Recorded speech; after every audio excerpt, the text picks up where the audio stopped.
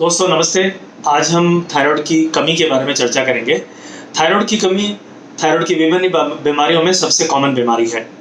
Thyroid जैसा हमने पहले वाले वीडियो में चर्चा करी थी, और मेरी राय है कि अगर आपने मेरा इंट्रोडक्टरी वीडियो थायराइड का नहीं देखा तो पहले थायराइड का इंट्रोडक्टरी वीडियो देखिए कि थायराइड क्या है। जैसे मैंने बताया, थायराइड एक छोटी सी तितली के आकार की ग्रंथि होती है जो कि गले के सामने वाले भाग में यहाँ नीचे की ओर स्थित होती है। अब थायराइड की कमी अगर हो जाए शरीर में, जो कि कई कारणों से होती है, उसे हाइपोथायराइडिज्म कहते हैं।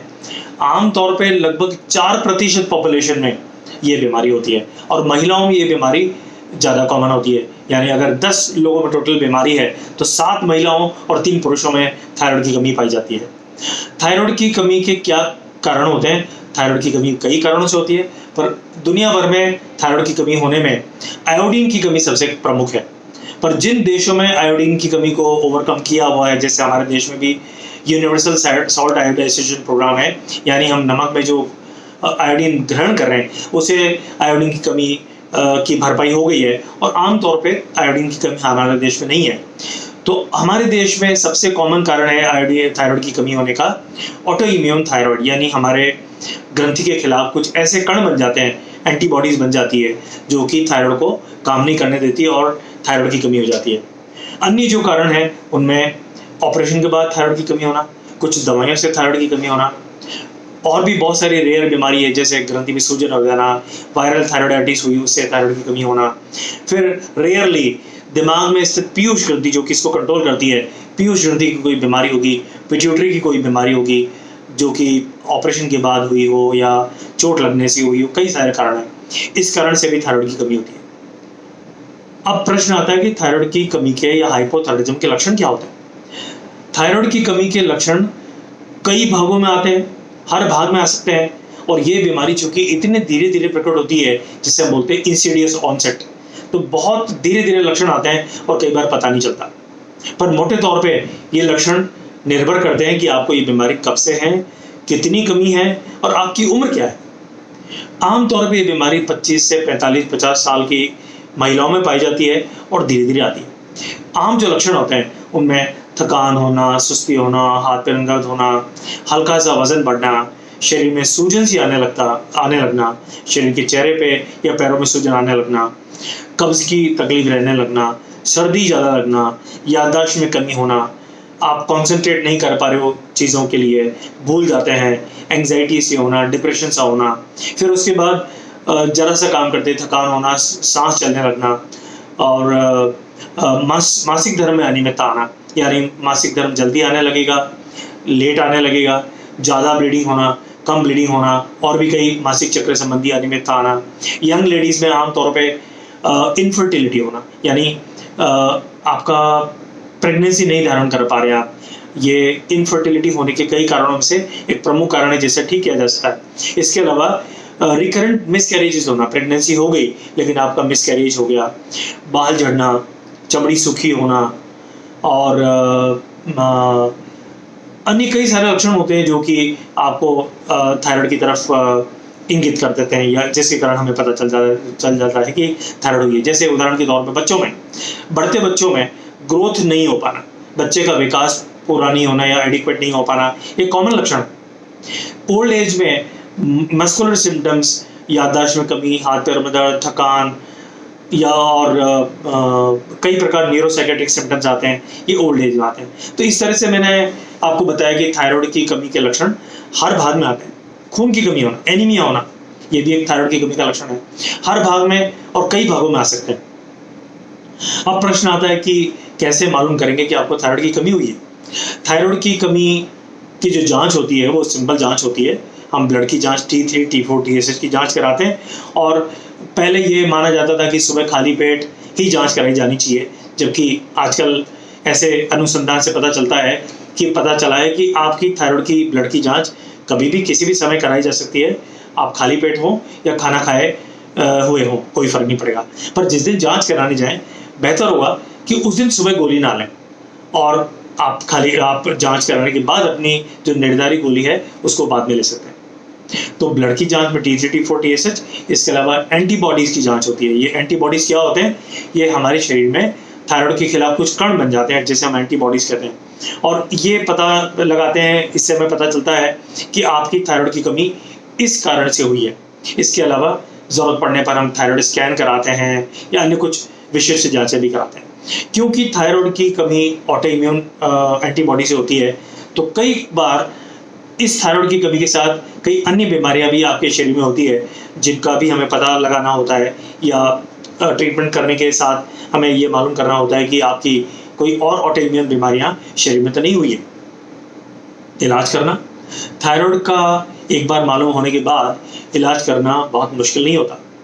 हम आपको थायरॉक्सिन नाम की गोली लिखते हैं, जो कि आमतौर पर सुबह सुबह खाली पेट ली जाती है। तो गोली कैसे खाएं? सुबह उठते ही ब्रश करके आप खाली पेट गोली खा लें। अगर आपको चाय पीनी है तो थोड़ी देर बाद पी लें, पर हाँ, खाना खाना या नाश्ता करना है तो कम से कम 1.5-2 घंटे बाद करना चाहिए। ऐसा इसलिए कि खाली पेट गोली का जो अवशोषण है, एब्जॉर्प्शन है, वो ज़्यादा अच्छा होता है और गोली का असर ज़्यादा आता है। कभी आप गोली खाना सुबह सुबह भूल जाएं तो क्या करें?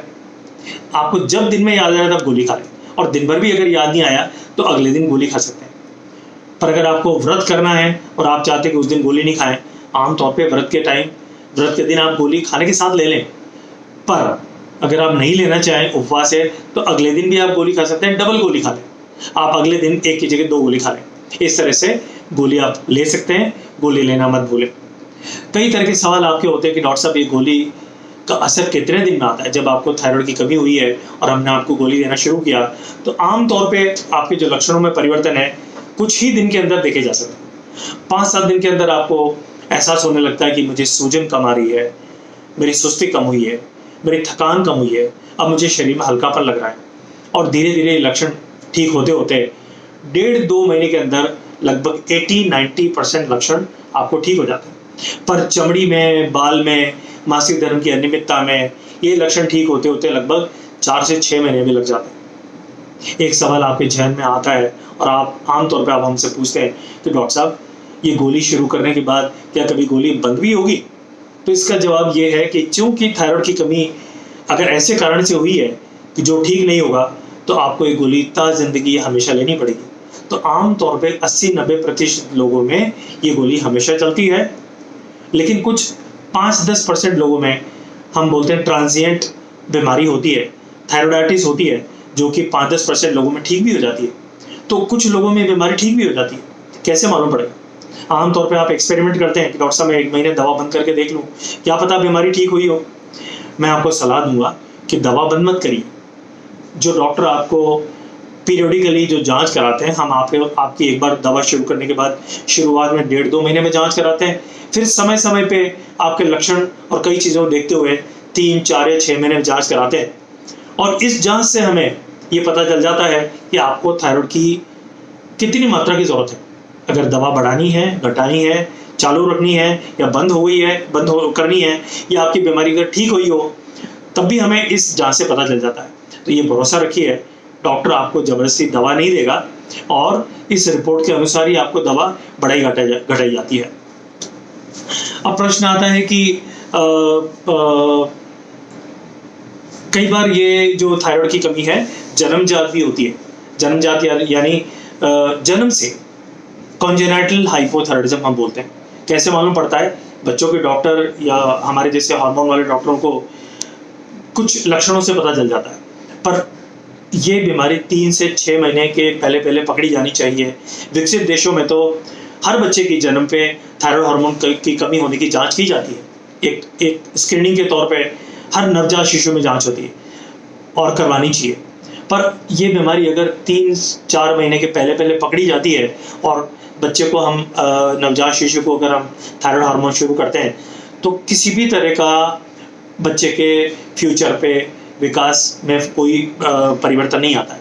पर अगर ये बीमारी पकड़ में नहीं आती समय पे, और अगर हमने समय पे पर्याप्त मात्रा में दवा नहीं दी, तो बहुत ही भारी नुकसान हो जाता है और ये बच्चे हमेशा के लिए मंद बुद्धि हो जाते हैं, इनका विकास पूरा नहीं होता है। और अगर बिल्कुल विकास नहीं हो तो कई बार क्रेटिनिज्म नाम की बीमारी होती है, जिसमें ये बच्चे हमेशा के लिए मंद बुद्धि, कई बार इनका बोलना, सुनना, गूंगे बहरे भी होते हैं। तो ये बच्चों में जन्मजात पे ये बीमारी पकड़ना बहुत ज़रूरी होता है, ताकि हम इस बीमारी को ठीक कर देते हैं, समय पे पकड़ के इसको ठीक करें। कई बार आप हमसे पूछते हैं, डॉक्टर साहब आपने बताया कि मैं दवा हमेशा लूँ, क्या कुछ ऐसा करूँ कि मेरी बीमारी ठीक हो जाए? आप ऐसा कुछ उपाय बताइए जिससे मैं खाने में, अपने दिनचर्या में कुछ कर सकूँ ताकि मेरी बीमारी ठीक हो जाए। आपको मैं ये विश्वास दिलाऊँगा कि ये बीमारी को ठीक करने के लिए ऐसी कोई पर्टिकुलर डाइट नहीं होती। ऐसा कुछ भी परिवर्तन खाने में नहीं कर सकते। आमतौर पे भ्रम है कि गोभी खाने से, पत्ता गोभी खाने से ये बीमारी होती है, या बीमारी होने के बाद गोभी खाना बंद कर देना चाहिए। ऐसा नहीं है, आप गोभी या हर सब्जी खा सकते हैं। ऐसी कोई पर्टिकुलर डाइट नहीं होती। आप इंटरनेट पे कई बार सर्च करके हमारे पास आते हैं, या कोई और विशेषज्ञ बताते हैं कि ये खाना मत करो। ऐसा कोई प्रमाण नहीं है, ऐसा कोई वैज्ञानिक आधार नहीं है कि किसी पर्टिकुलर डाइट खाने से आपकी बीमारी ठीक होगी या खराब होगी। तो आप हर चीज़ खा सकते हैं। पर हाँ, मानसिक तनाव मत करें। मानसिक तनाव, स्ट्रेस, एंग्जाइटी रखने से ये ऑटो इम्यून बीमारी है, और हर ऑटो इम्यून बीमारी बढ़ सकती है। इसलिए मानसिक तनाव मत करें। कोई भी योगा, प्राणायाम अगर आप करते हैं, मेडिटेशन करते हैं, तो हो सकता है आपको ठीक महसूस हो और आपको ये बीमारी ठीक होने में भी मदद हो। लेकिन जब तक डॉक्टर नहीं कहे तब तक आपको दवा बंद नहीं करनी चाहिए। दवा चूंकि हमेशा चलती है, तो आपका ये भी कंसर्न होता है कि डॉक्टर साहब इस दवा के कोई साइड इफेक्ट तो नहीं है। मैं आपको समझाऊं कि ये हम हार्मोन रिप्लेसमेंट कर रहे हैं, यानी जितनी मात्रा में आपके शरीर में दवा नहीं बन रही है, उतनी मात्रा में हम थायरोक्सिन हार्मोन दे रहे हैं। और अगर फिजियोलॉजिकल अमाउंट में दे रहे हैं, यानी जितनी मात्रा में अगर आपका बन रहा है हम दे रहे हैं, तो ये हम भरपाई कर रहे हैं। Replacement therapy, hormone replacement therapy, और इसके साइड इफेक्ट नहीं है। पर हाँ, हमें समय समय पे ये देखना होता है कि आप पर्याप्त मात्रा में दवा ले रहे हैं या नहीं ले रहे हैं, इसलिए जांच करानी जरूरी है। तो आप जांच जरूर कराते रहें। मर्जी से दवा मत लें, अपनी मन मर्जी मत करें। इसमें अनसुपरवाइज्ड ट्रीटमेंट अगर आप ले रहे हैं, और अगर आप ज़्यादा मात्रा में दवा लेंगे, तो लॉन्ग टर्म में महीनों और बरसों तक ज़्यादा मात्रा में दवा खाने के बाद इसके साइड इफेक्ट्स आते हैं, जो कि खास तौर से हड्डियों और हार्ट में आ सकते हैं। अगर आपने मात्रा कम खाई तो ये हो सकता है कि आपको लक्षण बने रहें, और ये लक्षण बने रहे कि आपको हल्के हल्के मात्रा में लक्षण आएंगे। इसलिए समय समय पे जांच करा के डॉक्टर से मिल करके और पर्याप्त मात्रा में दवा लेना जरूरी। तो साथियों, मैंने आपको बताया कि थायराइड हार्मोन की कमी क्या है, क्यों होती है, क्या लक्षण होते हैं, कैसे दवा ली जाए, क्या कुछ करें कि आपको किसी प्रकार की कोई साइड इफेक्ट ना हो। ये भरोसा रखें कि बहुत माइल्ड दवा है, माइल्ड बीमारी है ये, और आमतौर पे लक्षण नहीं आते। पर डॉक्टर के कहे अनुसार ही दवा लें, मर्जी से मत लेते रहें। अन्य पद्धतियों में भी इसका उपचार है या नहीं है, ये भी हमसे पूछा जाता है। इसके बारे में मेरी नॉलेज नहीं, पर जो भी पद्धति से आप दवा ले रहे हैं, जांच करा के देख लें। आमतौर पे आपका थायराइड वापस बढ़ने लगता है, गड़बड़ होने लगता है, तो मेरी राय से तो आपको जो दवा बताई गई है, वही पर्टिकुलर मात्रा और वही पर्टिकुलर ब्रांड की दवा भी लेनी चाहिए। ब्रांड भी बार बार चेंज नहीं करनी चाहिए। तो इस तरह से हमने चर्चा की दोस्तों, थायराइड के और भी बीमारियां होती है। पहले इंट्रोडक्टरी वीडियो में मैंने बताया कि थायराइड ग्रंथि है क्या। आज मैंने बताया कि थायराइड हार्मोन की कमी क्या है। प्रेगनेंसी के दौरान खास तौर से थायराइड का हमें ध्यान रखना चाहिए। जो यंग लेडीज हैं, उन्हें ये ध्यान रखना चाहिए कि प्रेगनेंसी अगर हुई है या प्रेगनेंसी आप प्लान कर रहे हैं, तो डॉक्टर से जरूर पूछें। और प्रेगनेंसी के लिए थायराइड हार्मोन की कमी और प्रेगनेंसी में थायराइड हार्मोन का बढ़ना, ये अलग से हमने वीडियो बनाया है। हाइपरथायरॉइडिज्म के लिए अलग से वीडियो है, तो आप अन्य वीडियो पे जाएं और हमारे इन वीडियोस को आप लाइक करें, यूट्यूब में आप सब्सक्राइब करें और शेयर भी करिए। अन्य जानकारी हार्मोन्स के बारे में, डायबिटीज के बारे में हमारी वेबसाइट पे भी जा सकते हैं। वेबसाइट है www.drsharma.com।